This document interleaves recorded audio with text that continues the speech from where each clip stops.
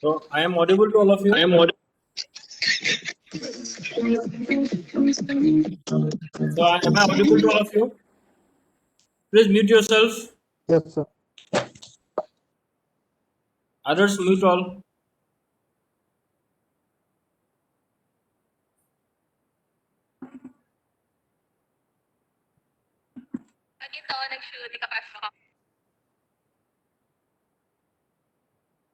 Is it audible to every one of you? Am I audible to all of you? Yes, sir. Okay. Yes, sir. Okay. So in the last class, did you do the numerical that we discussed? The strain numerical, many people gave me the answer. So tell me what is the answer, every one of you. Unmute yourself and tell.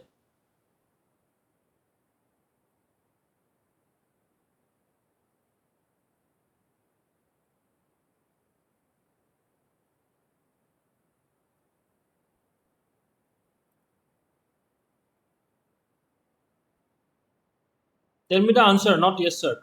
So what is the answer that you got? I guess all of you are carrying your copies with you. Yeah, you guys gave the answer. Those who gave, it's okay. I know the record. I have the record of those people who have given me the answers. But those people who are not giving me the answer, give me the answer. Okay, let us take another numerical now. So I hope every one of you, those who are giving answers now, will be able to do it. Okay. So those who are giving answers now, you have to do it. Just do it. This is for everyone.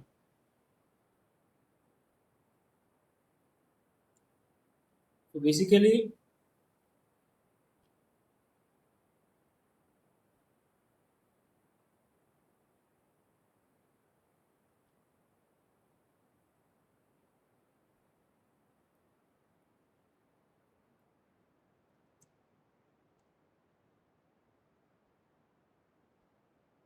if you see the chat box, you can see a question there.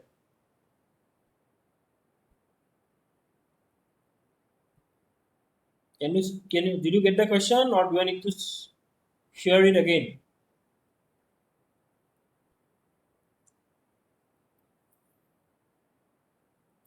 We get it. हाँ दिखाई दे रहा है तुम लोग को?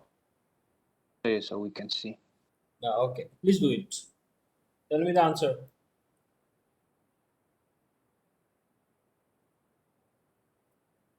Yeah, tell me the answer. I'm waiting for your answer. Okay.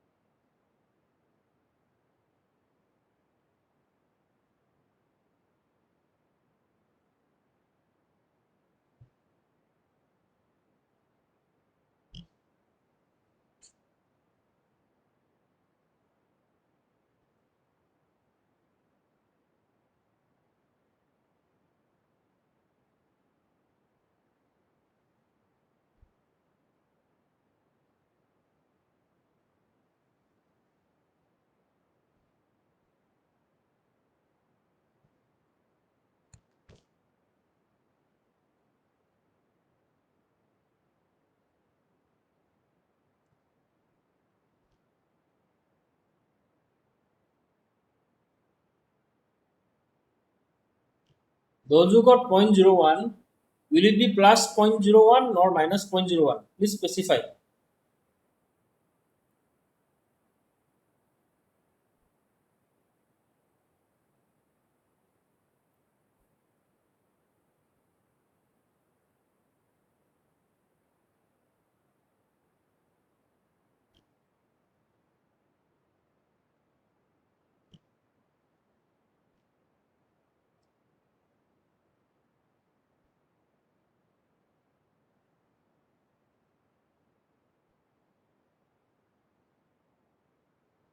Okay, I got a few answers.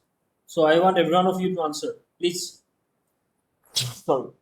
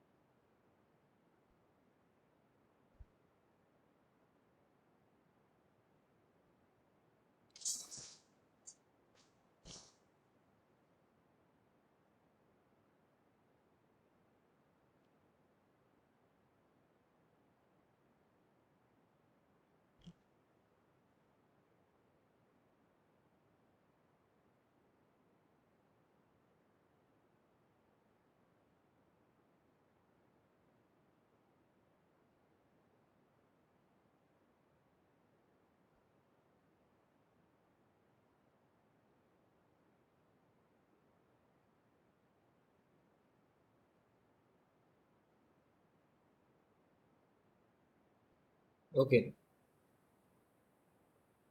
Okay, many people are giving the answers. So the answer is minus 0.01. Okay. The answer is minus 0.01.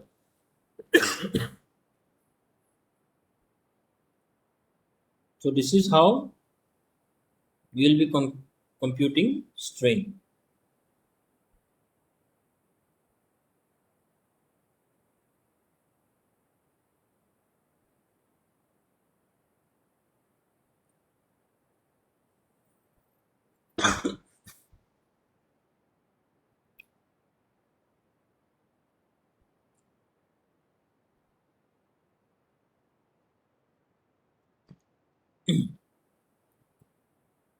I'm showing you the numerical.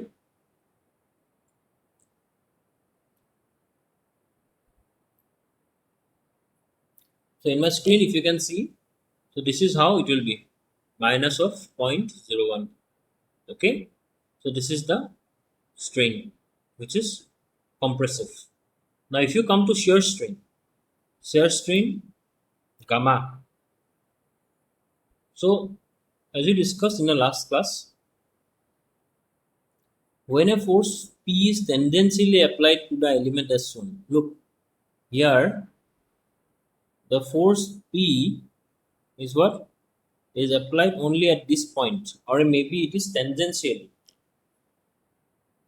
That is why this portion, that is why this portion gets what? Displaced.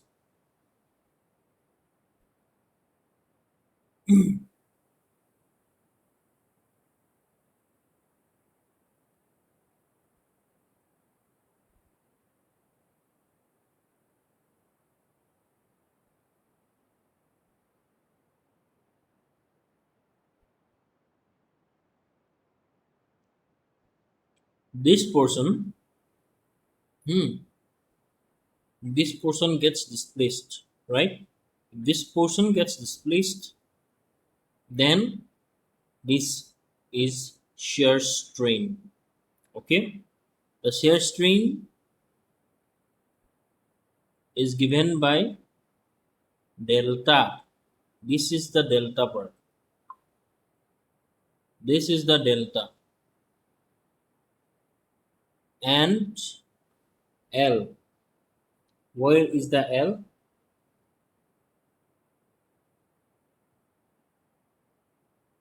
This L. Okay, so this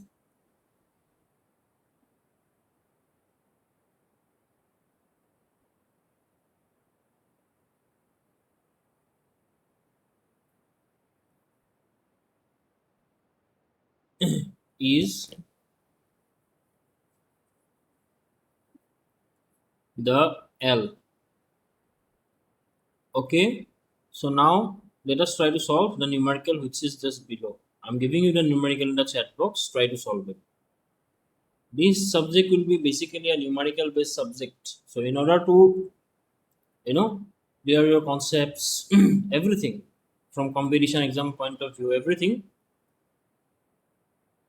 you guys hello have to sir बोलो. हाँ बोलो. बोलो क्या बोल रहा है? 아니 너 어디 와? 아니 너 어디 와? 뭐 What? 뭐가? 받아오 와 나도. Hello, someone asked him to mute. 그래서 hello sir can you please explain it once again Which part? Which part?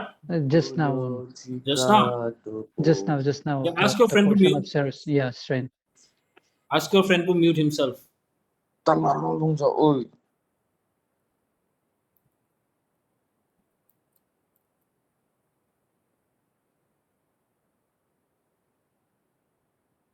Look, this part, right?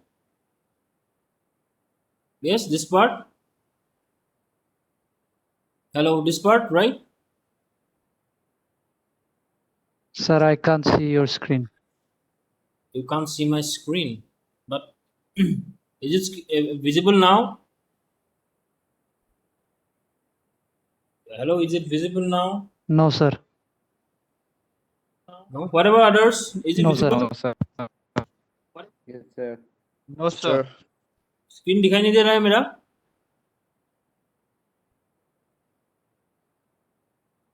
For me, दिखाई दे रहा है कि नहीं?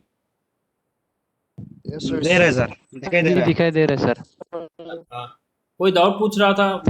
तुम्हारा दिखाई दे रहा है तुम्हें? सर हाँ सर शेयर स्ट्रेन को सर और एक बार एक्सप्लेन कर दीजिए हाँ जी करूँगा. ठीक है, चलो सुनो. shear strain. What is shear strain actually? Look, if you see here, this is a block, right? This is a block, right? This is a block. Now in this block, a force P is applied. Now this bottom portion of this block, is what? Fixed. Okay? That is why what will happen? If this force is applied tangentially, matlab only in this point, huh? Then this part will go like this. This part will become like this. Yes. Now this strain, that is change in length by original length. Look, there is a certain amount of change in length, right? Because since this is moving this side,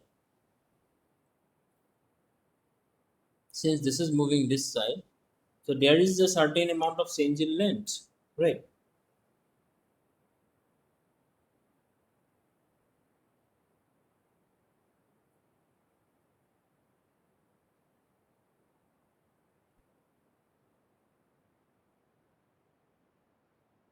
That is why there will be certain amount of strain which is known as shear strain. Shear मतलब क्या है? Tangentially the strain that is applied, that is known as shear strain. Okay, wait, for your more clearance, let me wait, give me a minute.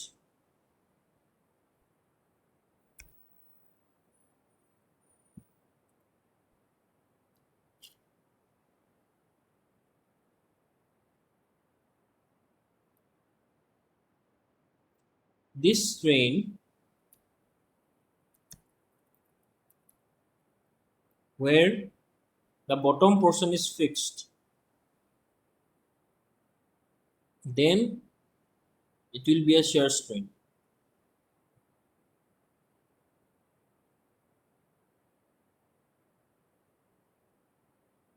Now let me give you an example. Give me a minute. Give me a minute.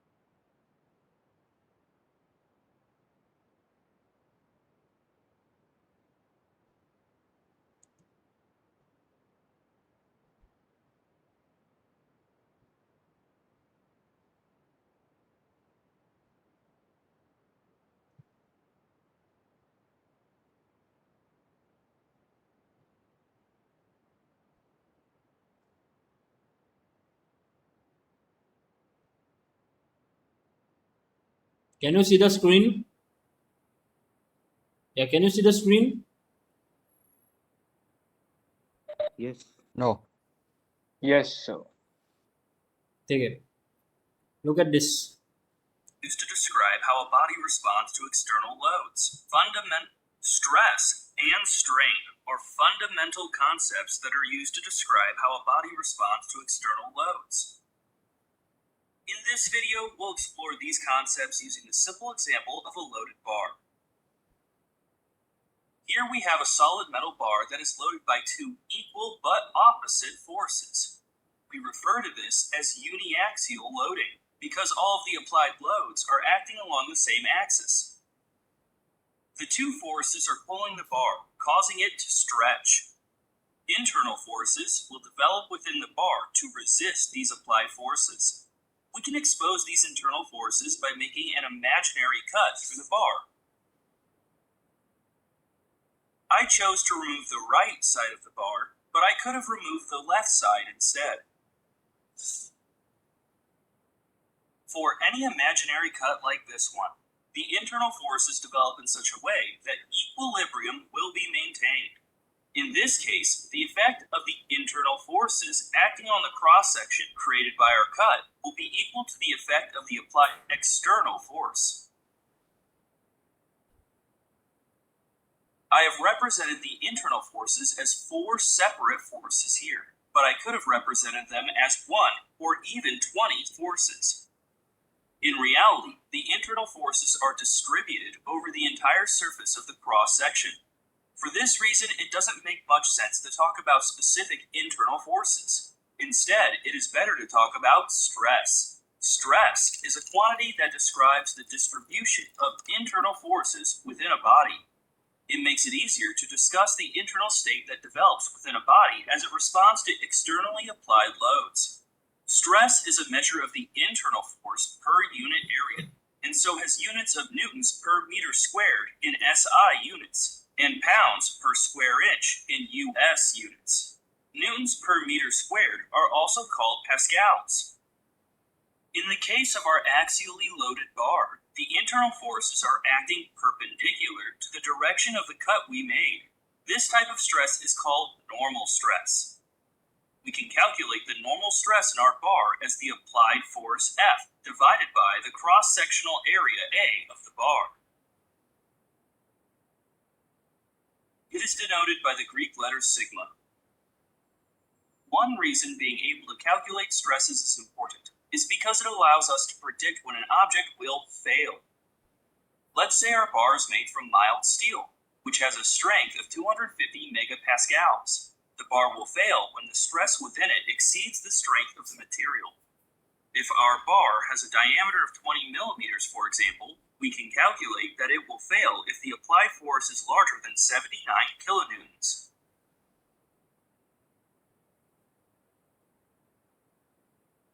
Normal stress can be either tensile or compressive. In this case, the stress is tensile because the forces are stretching the bar. If the forces were trying to shorten the bar, we would have a compressive stress. The sign convention that is normally used is that tensile stresses are positive values and compressive stresses are negative values. In the case of our bar, it is reasonable to assume that the stresses are distributed uniformly across the cross-section and along the length of the bar. But this is a very simple scenario. The stress distribution in a beam that is bending, for example, will be more complex.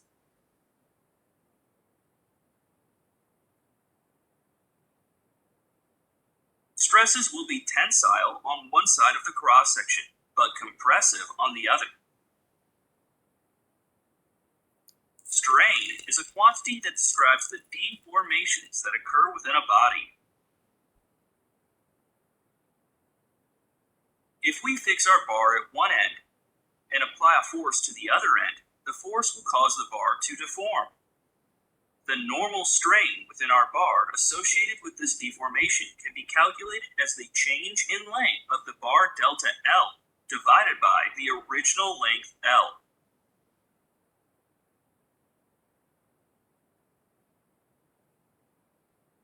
Strain is a non-dimensional quantity and is often expressed as a percentage. Normal strains can be tensile or compressive. I mentioned earlier that the concepts of stress and strain are closely linked. The relationship between the two can be described using a stress-strain diagram. Stress-strain diagrams are different for different materials. We can obtain the diagram for a specific material by performing a tensile test. This involves applying a known force to a test piece and measuring the stress and strain in the test piece as the applied force is increased.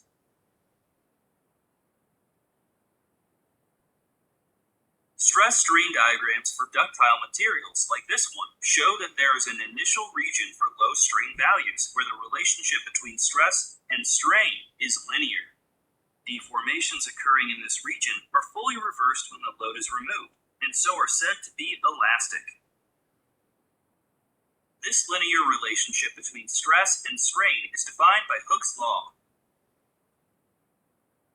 The ratio between stress and strain is called Young's modulus, which is an important material property. Hooke's law usually only applies for small strains. For larger strains, the relationship between stress and strain is no longer linear. Deformations are not reversed when the load is removed, and we have permanent plastic deformation. You can learn more about stress-strain curves in my videos about Young's modulus and about material strength, ductility, and toughness. So far, we have only talked about normal stress, which is stress acting perpendicular to a surface. The other type of stress is shear stress. If our bar isn't loaded along its axis, but instead perpendicular to its axis, like this, the internal forces that develop within it are oriented parallel to the bar's cross-section. These internal forces are called shear forces. Shear loading is common in bolts, for example. Once again, it is helpful to use the concept of stress to talk about the internal shear forces within the bar. Shear stress is denoted by the Greek letter tau and can be calculated in a similar way to normal stress as the applied force F divided by the cross-sectional area A. This is actually an average shear stress, since the internal forces will not be distributed evenly across the cross-section. We can better understand shear stresses by looking at the stresses acting on a small element within our bar. We have a shear stress on one face of the element, but the element needs to be in equilibrium, so we must also have shear stress on the opposite face, in the opposite direction. And to maintain rotational equilibrium, we must also have two additional shear stresses, as shown here. These four stresses all have a magnitude equal to tau, and define the shear stresses acting at a single location. Shear stresses cause a rectangular object to deform, like this. We have deformation, so of course we also have strain. Shear strain is defined as the change in angle shown here and is denoted by the Greek letter gamma. Hooke's law also applies for shear stresses and shear strains, but the ratio between them is the shear modulus G instead of Young's modulus. Although I have discussed normal and shear stresses separately so far, the stress state at a single point within a body will actually have components in both the normal and the shear directions. The magnitudes of the normal and shear components will depend on the angle of the plane we are using to observe the stresses. In our bar with uniaxial loading, the plane we used to make the imaginary cut was perpendicular to the axis of the bar, and so we had normal stresses but no shear stresses. If we instead use an inclined plane to cut the bar, we will have both normal and shear stress components. The stress element is commonly used to represent the stresses acting at a single point within a body. This is the stress element showing the normal and shear stresses acting at a single point for a two-dimensional case. For a three-dimensional case, the stress element looks like this. That's it for this introduction to stress and strain. Having a solid understanding of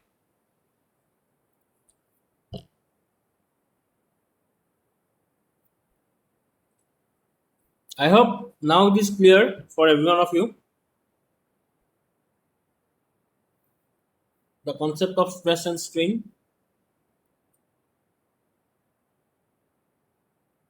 Is it clear? Yes, sir. Someone asked me for a doubt now, just now. Can you say me, is it clear for you? Yes, sir. Okay, good. Then what I will do is, I'm sharing one numerical with you people. Huh?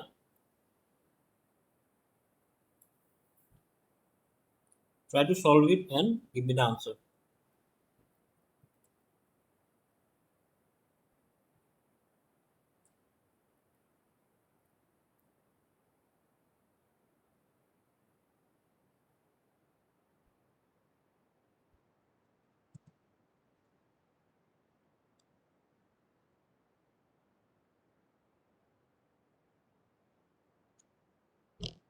Just find the question in the chat box. Try to answer me.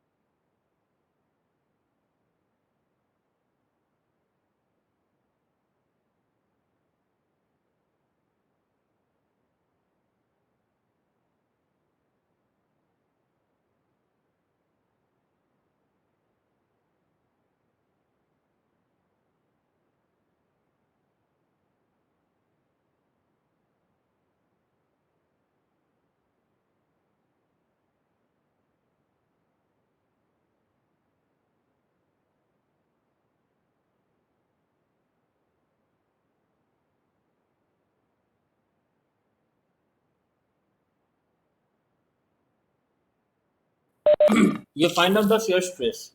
Now try to find out the shear strain. Try to find out the shear strain.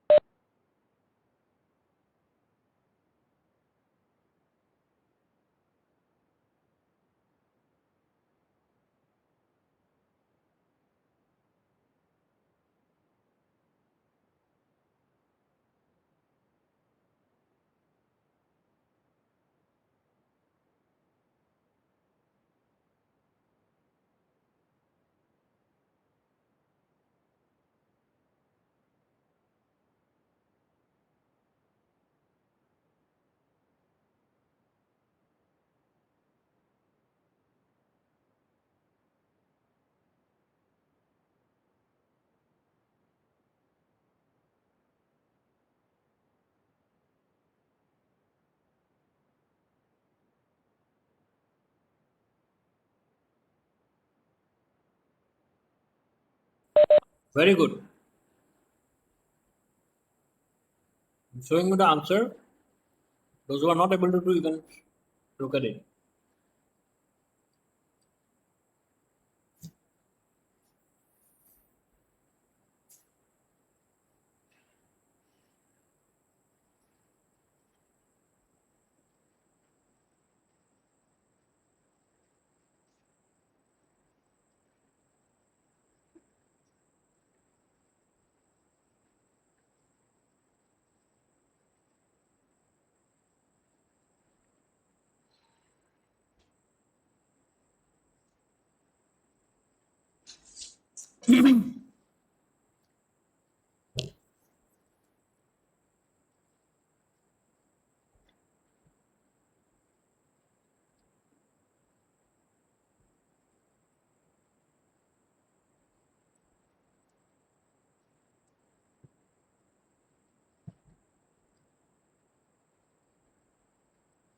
I hope this is clear. Did you take a screenshot of the answer of the numerical?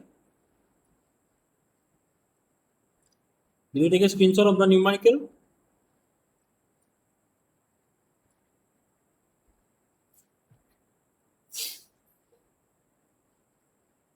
Please tell me. Did you take Yes, a sir. It's done. Okay. Yes, sir. So I'm stopping it. Okay.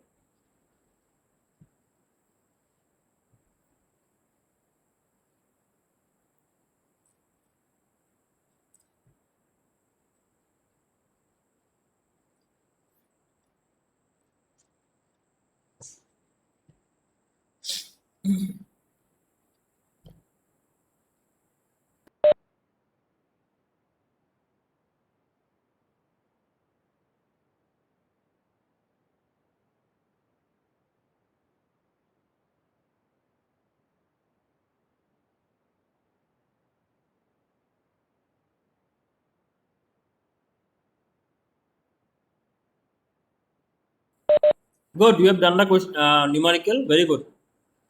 Very good. Good. So in this way, better you write. Okay.